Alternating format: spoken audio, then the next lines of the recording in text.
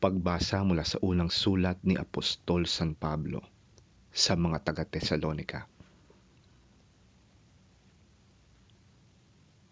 Mula kina Pablo, Silas at Timoteo, para sa iglesia sa Tesalonika, ang mga hinirang ng Diyos Ama at ng Panginoong Hesukristo. Sumainyo nawa ang pagpapala at kapayapaan ng Diyos. Lagi kaming nagpapasalamat sa Diyos dahil sa inyo at tuwin ay kasama kayo sa aming mga dalangin. Binabanggit namin sa harapan ng ating Diyos at Ama ang inyong mga gawaing bunga ng inyong pananampalataya, ang inyong mga pagpapagal dahil sa inyong pag-ibig at ang inyong pagtitiis dahil sa inyong pag-asa sa ating Panginoong Hesukristo. Mga kapatid, nalalaman namin na kayo'y pinili ng Diyos na nagmamahal sa inyo. Ang magandang balitang lubos naming pinaniniwalaan ay ipinahayag namin sa inyo, hindi lamang sa pamamagitan ng salita, kundi sa pamamagitan din ng kapangyarihan ng Espiritu Santo. Nakita ninyo kung paano kami namuhay sa inyong piling. Ito ay ginawa namin alang-alang sa inyo.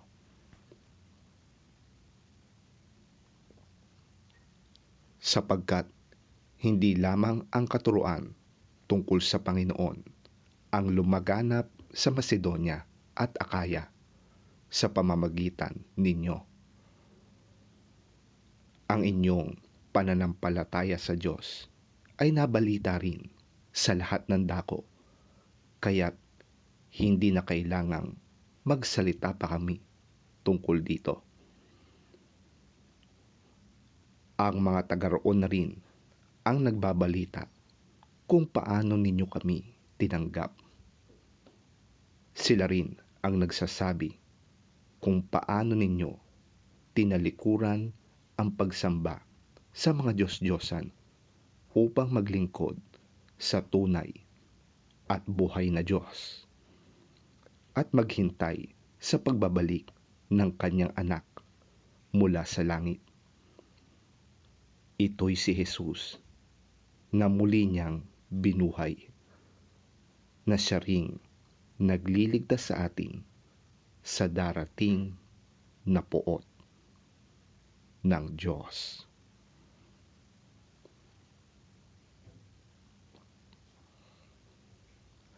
Ang salita ng Diyos. Salamat sa Diyos.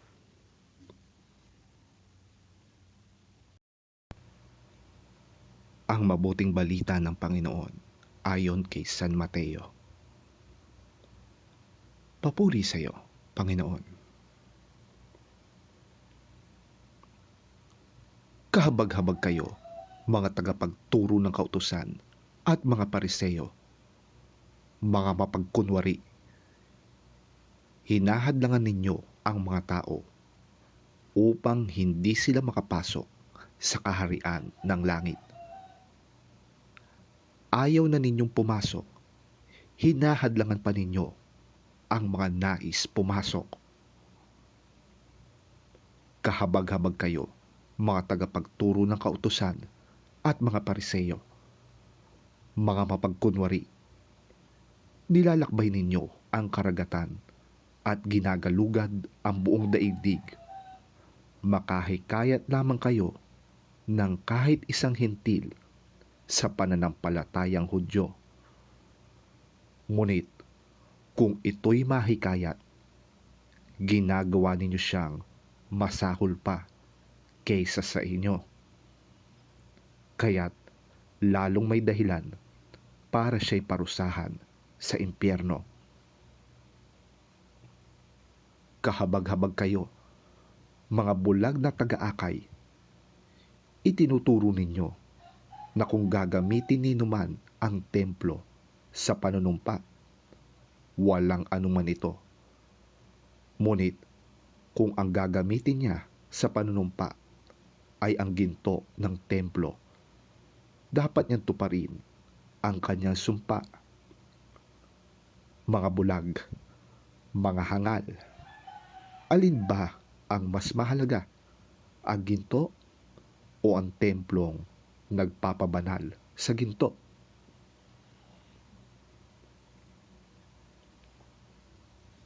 Sinasabi rin ninyo na kung gagamitin ni numan ang dambana sa panunumpa, walang anuman ito. Ngunit kung ang gagamitin niya ay ang handog na nasa dambana, dapat niyang tuparin ang kanyang sumpa. Mga bulag, alin ba ang mas mahalaga, ang handog o ang dambana na nagpapabanal sa handog? Kaya nga, kapag nanumpa ang sinuman na saksi ang dambana, ginagawa niyang saksi ito at ang lahat ng handog dito. Kapag nanumpa ang sinuman na saksi niya ang templo, ginagawa niyang saksi ito at ang Diyos na nasa templo. At kapag nanumpa ang sinuman na saksi niya ang langit, ginagawa niyang saksi ang trono ng Diyos at ang Diyos na nakaupo doon.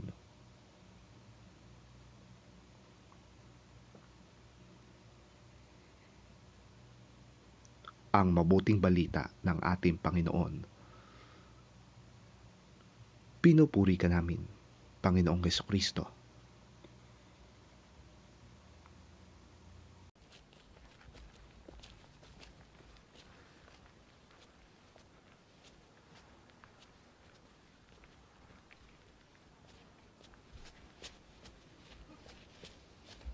Woe to you, teachers of the law and Pharisees, you hypocrites!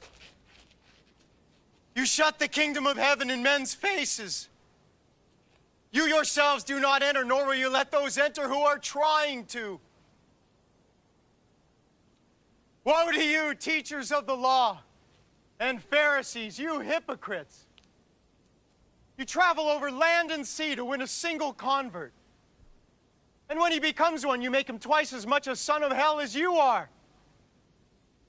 Woe to you, blind guides! You say if anyone swears by the temple, it means nothing. But if anyone swears by the gold of the temple, he is bound by his oath. You blind fools! Which is greater? The gold or the temple that makes the gold sacred? You also say, if anyone swears by the altar, it means nothing. But if anyone swears by the gift on it, he is bound by his oath. You blind men, which is greater? The gift or the altar that makes the gift sacred? Therefore, he who swears by the altar swears by it and by everything on it. And he who swears by the temple swears by it and by the one who dwells in it.